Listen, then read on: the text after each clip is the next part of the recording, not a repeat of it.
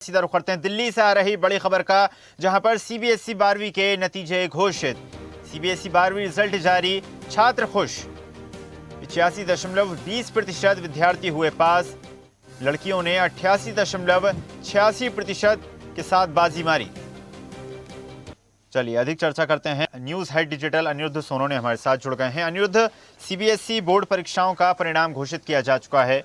लड़कियों ने लड़कों से बेहतर प्रदर्शन किया है। किस तरह देखते हैं आप परीक्षा परिणाम को? देखिए, सीबीएसई 12th क्लास का रिजल्ट घोषित हो चुका है और एग्जाम का जो कुल मिला के प्रतिशत रहा है देश भर का, वो 85% के ऊपर रिजल्ट रहा है। यानी इसे एक अच्छा रिजल्ट कहा जा सकता है। और सीबीएसई का रिजल्ट आने की पिछले कई दिनों से घोषणा कर दी गई थी। और जहां तक बात करें तो 18 लाख छात्र छात्राओं में छात्रों ने बाजी मारी है इस बार। और रिजल्ट का परसेंटेज भी है वो ओवरऑल मिला के 80% से ऊपर है। तो सीबीएसई बोर्ड 12th का रिजल्ट आ चुका है। और जहां तक मध्य प्रदेश की बात करें तो मध्य प्रदेश में लगभग 80,000 से ज़्यादा छात्र छात्राओं ने सीबीएसई बोर्ड 12th के एग्ज़ाम में अपीयर हुए थे। इसके अलावा भोपाल की बात करें तो 9,000 से ज़्यादा छात्र छात्राएं भोपाल में अपीयर हुए थे। और यहाँ भी रिजल्ट जो रहा है एमपी में सीबीएसई 12th क्लास का, तो वो 80% के ऊपर ही रहा है। और ओवरऑल अगर बात करें तो इसे अच्छा रिजल्ट कहा जा सकता है। और जहाँ तक बात करें तो इस बार सीबीएसई बोर्ड ने छात्रों को, असफल छात्रों के लिए कंपार्टमेंट एग्ज़ाम की व्यवस्था की है, जिससे वो दोबारा दे सकेंगे। इसके अलावा रीटोटलिंग की भी पूरी व्यवस्था की गई है। रिज़ल्ट की बात करें तो रिज़ल्ट सारे वेबसाइट्स पे, डिजी लॉकर पे और तमाम तरह के डिजिटल प्लेटफॉर्म पे उपलब्ध है। तो अब से कुछ देर पहले ही सीबीएसई 12th क्लास का रिज़ल्ट घोषित हुआ है। और ये रिज़ल्ट 85% के ऊपर ओवरऑल पूरे देश भर में रहा है। चलिए, ऋषभ सोनी जी हमारे साथ लगातार बने हुए हैं। ऋषभ सोनी जी से बात कर लेते हैं। ऋषभ जी, जिस प्रकार जानकारी प्राप्त हो रही है, इस साल जो रिजल्ट रहा वो रहा 85.20%। लेकिन अगर पिछले साल की बात की जाए तो 88.39% दर्ज किया गया था। यानी कि रिजल्ट में गिरावट दर्ज की गई है। क्या कुछ कारण हो सकते हैं? अभी अनिरुद्ध जी डिटेल दे रहे थे भोपाल के छात्रों की। आप कुछ बेसिक जानकारी के बारे में बताता हूं कि सीबीएसई ने 12वीं के रिजल्ट तो घोषित कर दिए हैं। इसके अलावा वेबसाइट में जाकर इसे देख सकते हैं। वेबसाइट होगी cbse.gov.in। इसके अलावा आप उमंग ऐप पर जाकर भी डिटेल दे सकते हैं। आपको डेट ऑफ बर्थ भरना होगा, फादर्स नेम भरना होगा, रोल नंबर भरना होगा और रिजल्ट आपके सामने आ जाएगा। इसके अलावा डिजी लॉकर की भी सुविधा दी गई है छात्रों को, जिसमें 6 नंबर का पिन होगा, वो जनरेट करना होगा। और ये पिन जो है वो स्कूल को प्रोवाइड किया गया है, तमाम स्कूलों को। और वो स्कूल जो है वो 6 नंबर का जो पिन होगा वो छात्रों को प्रोवाइड करेंगे। इसके जरिए वो रिजल्ट देख सकते हैं। अभी जैसा कि आप जिक्र कर रहे थे कि 3% जो है रिजल्ट वो कम हुआ है पिछली बार के मुकाबले, तो इसको लेकर जो छात्र इस बार पास नहीं हो पाए हैं या फिर जिन्हें 1 या 2 विषयों में सप्लीमेंट्री आई है, या फिर इसके अलावा जो अपने परसेंटेज से संतुष्ट नहीं हैं, वो छात्र भी अप्लाई कर सकते हैं। और इसके अलावा अपनी उत्तर पुस्तिका भी देख सकते हैं। इसका भी प्रावधान किया गया है। इसके लिए उन्हें एप्लीकेशन भरना होगा और उसके बाद वो एग्जाम भी दे सकते हैं। और जो बच्चे उत्तर पुस्तिका देखना चाहते हैं, अपने रिजल्ट से संतुष्ट नहीं हैं, वो भी देख सकते हैं। इसके अलावा मैं कुछ जानकारी और देना चाहता हूं। पिछले साल के मुकाबले 3% ये जो है रिजल्ट कम तो रहा ही है, लेकिन इसके अलावा लड़कियों ने भी बाजी मारी है। अगर मैं परसेंटेज की बात करता हूं तो 88% से ज्यादा लड़कियों का रिजल्ट रहा है और 82% के आसपास लड़कों का रिजल्ट रहा है। तो करीब करीब 6% से ज्यादा लड़कियां आगे लड़कों से चल रही हैं। ये अपने आप में है, लेकिन हर बार ऐसा होता हम देखते आए हैं। पिछली बार भी ऐसे ही कुछ हुआ था जब लड़कियों ने बाजी मारी थी, तो कुछ बात भी है। लेकिन हाँ, 3% जो है वो रिजल्ट कम आया है। इस विषय में भी छात्रों को सोचने की जरूरत है। लेकिन हालांकि अब छात्रों का जो है वो रिजल्ट खत्म हो गया, इंतजार खत्म हो गया है, रिजल्ट अब आ गया है। जी बिल्कुल, माना जा सकता है परिणाम घोषित किए जा चुके हैं। और अनिरुद्ध, जिस प्रकार अब जो छात्र उत्तीर्ण नहीं हो सके, जिनका रिजल्ट उनके मन मुताबिक नहीं रहा, या जो अब सप्ली पेपर देंगे, उनके लिए क्या कुछ व्यवस्थाएं सरकार द्वारा और केंद्र द्वारा की जाएंगी? देखिए, सीबीएसई बोर्ड ने स्पष्ट कर दिया है कि जो असफल छात्र हैं उन्हें किसी भी तरह की चिंता करने की जरूरत नहीं है। रीटोटलिंग की भी पूरी व्यवस्था की गई है। अगर उनको लगता है कि कुछ कॉपी वगैरह में कमी रही है, चेकिंग में कमी रही है, तो वो रीटोटलिंग का फॉर्म भी भर सकते हैं। इसके अलावा कंपार्टमेंट एग्जाम की तैयारी वे कर सकते हैं। और असफलता कोई एकदम ऐसा नहीं है कि सीबीएसई 12th क्लास में असफल होने पर एकदम कैरियर खत्म हो जाता है। तो सीबीएसई बोर्ड ने काउंसलिंग भी शुरू की है कि जो असफल छात्र छात्र हैं अगर वे काउंसलिंग लेना चाहें तो जो देश भर के प्रमुख सेंटर है उन पर काउंसलिंग की व्यवस्था भी है कि उन्हें किस तरह एग्ज़ाम देनी है, किस तरह कंपार्टमेंट एग्ज़ाम का फॉर्म भरना है, किस तरह एग्ज़ाम में अपीयर होना है और आसपास की बातों पे बिल्कुल ध्यान नहीं देना है। और जहां तक बात करें तो रीटोटलिंग की भी इस बार जो व्यवस्था की गई है पूरी नई व्यवस्था है, जिससे कि अगर छात्रों को जरा सा संशय हो कि उनके नंबर और ज़्यादा होने थे तो वे रीटोटलिंग का फॉर्म भी भर सकते हैं। और रीटोटलिंग का फॉर्म की व्यवस्था आज से ही शुरू हो जाएगी और ये पूरी तरह से ऑनलाइन व्यवस्था रहेगी। ऋषभ जी, जिस प्रकार जानकारी प्राप्त हो रही है कि सीबीएसई बोर्ड स्टेट बोर्ड के मुकाबले वैसे ही कठिन पेपर होता है, लेकिन इस बार जो पेपर विद्यार्थियों को दिए गए थे जिसमें छात्र छात्राओं ने जो एग्ज़ाम दिए वो कहीं ना कहीं पिछली बार के मुकाबले कठिन थे, क्या ये एक बड़ा कारण हो सकता है जो रिजल्ट पिछली बार के मुकाबले कम है?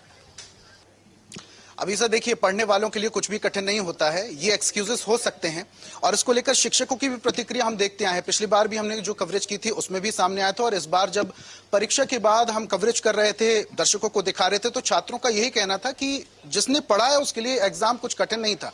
हाँ, जिन्होंने नहीं पढ़ा है उनके लिए एग्जाम तो कठिन होगा ही। हालांकि जो 3% का मामला अटका हुआ है कि 18 लाख के आसपास छात्रों ने एग्जाम दिया था, 15 के आसपास पास हुए हैं, 3 लाख बच्चों का क्या होगा? तो वो जो 3 लाख बच्चे हैं वो अब रीटोटलिंग के लिए एप्लीकेशन देंगे और जो बच्चे 1 या 2 विषय में पास नहीं हो पाए हैं वो भी एप्लीकेशन दे सकते हैं, जिनके परसेंटेज कम आए हैं वो भी एप्लीकेशन दे सकते हैं। एक इंटरेस्टिंग बात और ईसा मैं बताना चाहता हूं कि लड़के और लड़कियों के परसेंटेज की तो हमने बात कर ली, लेकिन थर्ड जेंडर यानी कि ट्रांसजेंडर ने भी एग्जाम दिया था जिसका रिजल्ट 100% आया है। ये बड़ा इंटरेस्टिंग है। जी बिल्कुल अनिरुद्ध, जिस प्रकार अनिरुद्ध ऋषभ जी भी अभी जिक्र कर रहे थे कि छात्र छात्राओं ने बेहतर प्रदर्शन किया है, लेकिन एक बार फिर जो छात्राएं हैं उनका प्रदर्शन छात्रों के मुकाबले बेहतर रहा, क्या कुछ कारण हो सकते हैं? देखिए, जहां तक बात करें तो पिछले कुछ वर्षों में छात्र और छात्राओं में फर्क बिल्कुल खत्म हो चुका है। हालांकि बोलचाल की भाषा में कहा जाता है कि छात्राओं का प्रतिशत ज़्यादा रहा या छात्रों का प्रतिशत ज़्यादा रहा, लेकिन सीबीएसई बोर्ड ने स्पष्ट कर दिया है कि उनके लिए स्टूडेंट्स पहले हैं, भले से वो छात्र हो या छात्राएं। और ऐसा डिफ्रेंशिएट करने से जिनके नंबर्स कम आते हैं उनमें थोड़ा सा संकोच या बुरा लग सकता है। और जहाँ तक बात करें तो पूरे देश के लगभग सभी राज्यों में नई शिक्षा नीति भी लागू हो चुकी है। हालांकि सीबीएसई बोर्ड का सिलेबस और कैरिकुलम अलग है, लेकिन नई शिक्षा नीति के तहत जो सरकारी स्कूलों में या जो राज्यों के बोर्ड वाले स्कूलों में पढ़ाई हो रही है वो भी लगभग सीबीएसई कोर्सेज के बराबर ही है। और जहाँ तक बात करें तो एग्ज़ाम में भोपाल की बात करें तो भोपाल में 9,000 से कुछ ज़्यादा छात्र छात्राएँ शामिल हुए थे और इनका रिजल्ट भी 80% ओवरऑल जो रिजल्ट है वो 80% से सफलता में ऊपर ही आया है। हालांकि अभी शुरुआती दौर है, बच्चे उनके पेरेंट्स डिजी लॉकर पे, वेबसाइट पे, तमाम डिजिटल प्लेटफॉर्म पे रिजल्ट सर्च कर रहे हैं, लेकिन फिलहाल जो आंकड़े बता रहे हैं कि भोपाल में जो रिजल्ट का प्रतिशत है लगभग 9,000 से ज़्यादा छात्र छात्राएं शामिल हुए थे, 80% से ऊपर है। और मध्य प्रदेश में 80,000 से ज़्यादा छात्र छात्राएं सीबीएसई बोर्ड की एग्ज़ाम में अपीयर हुए थे, उनका प्रतिशत भी लगभग 80% के ऊपर ही ओवरऑल है। हालांकि शुरुआती दौर है और अब से कुछ देर बाद या कुछ घंटे बाद ये पता चल जाएगी कि मध्य प्रदेश में कितने प्रतिशत रिजल्ट एमपी सीबीएसई के जो विद्यार्थी थे उनका रहा है। जी बिल्कुल, माना जा सकता है कि जल्द ही और स्थिति साफ हो पाएगी। ऋषभ, जिस प्रकार नई शिक्षा नीति लागू की जा चुकी है और साथ ही साथ कुछ परिवर्तन भी हालिया सालों में सीबीएसई बोर्ड की किताबों में किए गए हैं, उनके पैटर्न में किए गए हैं, क्या ये कारण हो सकता है जो रिजल्ट पिछली बार के मुकाबले कम रहा उसका? बिल्कुल ईसा, ये कोई कारण नहीं हो सकता। और जैसा कि अभी अनिरुद्ध जी जिक्र भी कर रहे थे कि अभी प्रशासन और जो नीतियां आ रही हैं उसके हिसाब से लड़के और लड़कियों में भेद पूरी तरीके से खत्म किया जा चुका है। अभी जो आप जिक्र कर रहे थे कि लड़कियों का प्रतिशत हमेशा आगे रहता है, लड़कों का प्रतिशत कम रहता है, तो पढ़ने वालों के लिए कुछ भी नामुमकिन नहीं होता है। ये प्रतिशत को लेकर जरूर हो सकता है। और जो शिक्षा नीति की आप बात कर रहे हैं इसको समझने के लिए भी प्रयास किए जा रहे हैं और जो छात्र हैं वो लगातार कोशिश तो कर रहे हैं। एक मैं आपको ईसा और बताना चाहूंगा, जानकारी देना चाहूंगा कि जो रिजल्ट का प्रतिशत आया है इसको लेकर भी अभी असमंजस की स्थिति बिल्कुल नहीं बनने वाली है, क्योंकि साफ हो चुका है 88% के आसपास लड़कियों का पासिंग रिजल्ट है और लड़कों का प्रतिशत 82 के आसपास है। और 3% की जो आप बात कर रहे हैं इसमें शिक्षा नीति का कोई लेना देना नहीं है। पढ़ने वालों के लिए कुछ भी कठिन नहीं होता ऐसा। जी बिल्कुल, माना जा सकता है पढ़ने वालों के लिए कुछ भी कठिन नहीं होता। अनिरुद्ध, आपसे सवाल, जिस प्रकार ऋषभ जी ने भी अभी जिक्र करा कि लड़कियों और लड़कों के प्रदर्शन के अलावा जो ट्रांसजेंडर छात्र हैं उनका जो परफॉर्मेंस रहा वो 100% रहा, किस प्रकार देखते हैं आप उनके प्रदर्शन को?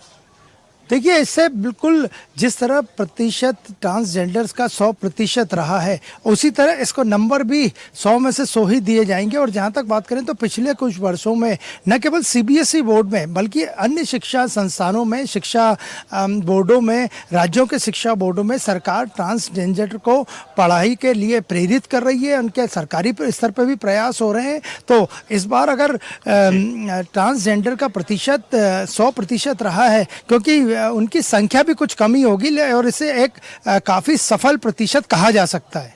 जी बिल्कुल, माना जा सकता है कि ये एक सफलता है छात्र छात्राओं के लिए, उनके अभिभावकों के लिए और शिक्षकों के लिए भी, और साथ ही साथ समाज को एक ऐसा एजुकेशन सिस्टम डेवलप करने की इसका एक जरूरत है। जानकारी और मैं देना चाहता हूँ। जी बताएं ऋषभ जी। इस एक जानकारी मैं और देना चाहता हूं कि MP board, CG board, UP board की तरह सीबीएसई बोर्ड टॉपर लिस्ट जारी नहीं करता और रैंकिंग लिस्ट भी जारी नहीं करता। सीबीएसई का यह मानना है कि छात्रों में हीन भावना ना हो रैंकिंग को लेकर और पासिंग प्रतिशत को लेकर, इसलिए ना वो रैंक जारी करते हैं और ना ही वो टॉपर लिस्ट जारी करते हैं। जी बिल्कुल, माना जा सकता है कि एक बड़ी उपलब्धि यहाँ पर छात्र छात्राओं के लिए। आप दोनों ही का ही बहुत बहुत धन्यवाद जुड़ने के लिए और जानकारी साझा करने के लिए। और ऐसी ही ताजा खबरों के लिए लाइक, फॉलो और यूट्यूब पर सब्सक्राइब कर बेल आइकन जरूर दबाइए और हर अपडेट के लिए विजिट कीजिए स्वदेशलाइव.com।